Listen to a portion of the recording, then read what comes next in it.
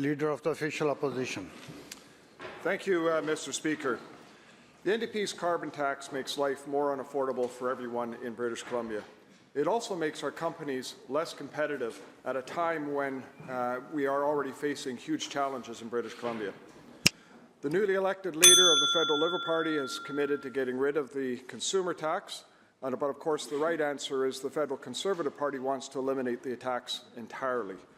Will this Premier commit to not just eliminating the consumer carbon tax, but also to eliminate the tax increase coming on April 1st, or will he continue with his April Fool's joke on people in British Columbia?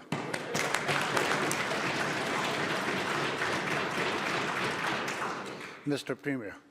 Thank you, Honourable Speaker. We've committed to British Columbians that if the federal government removes the carbon price backstop, that will remove the consumer carbon tax here in British Columbia. We're still going to make the big polluters pay to encourage them to reduce their carbon pollution here in the province.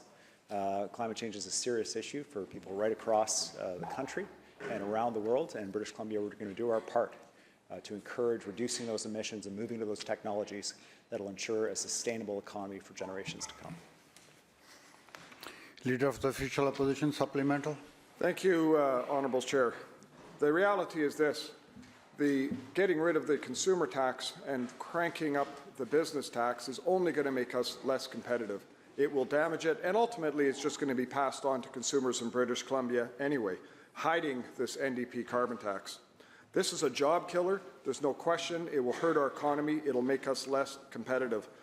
Businesses have already expressed their concern associated with this. So on April 1st, the most important issue is, will this Premier actually give the taxpayers in British Columbia a break and stop with the increase in the carbon tax, because clearly it's going to be eliminated in terms of the consumer tax? And will he do this without increasing the job-killing NDP carbon tax on businesses?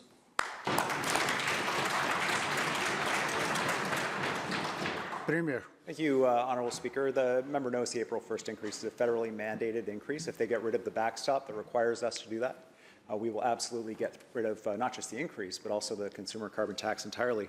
The member, though, forgets his own history, Honourable Speaker.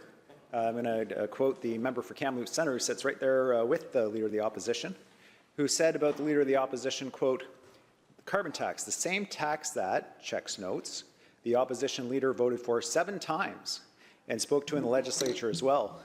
And then the member for Kelowna Mission, who talked about the carbon tax and said, quote, "We are seeing increasing recognition across the world that carbon pricing is necessary to reduce greenhouse gas emissions. We're proud that the BC Liberal government introduced North America's first and most comprehensive carbon tax."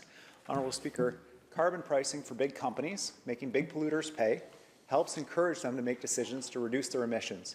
We've grown our economy the fastest in the country last year with the carbon tax, but we're going to make sure that consumers are protected with the cost of living expenses that they're facing. We recognize that. If the feds remove the carbon tax for them, we'll do that, but we're going to still make sure that those big companies face that pressure to adopt technologies to reduce pollution.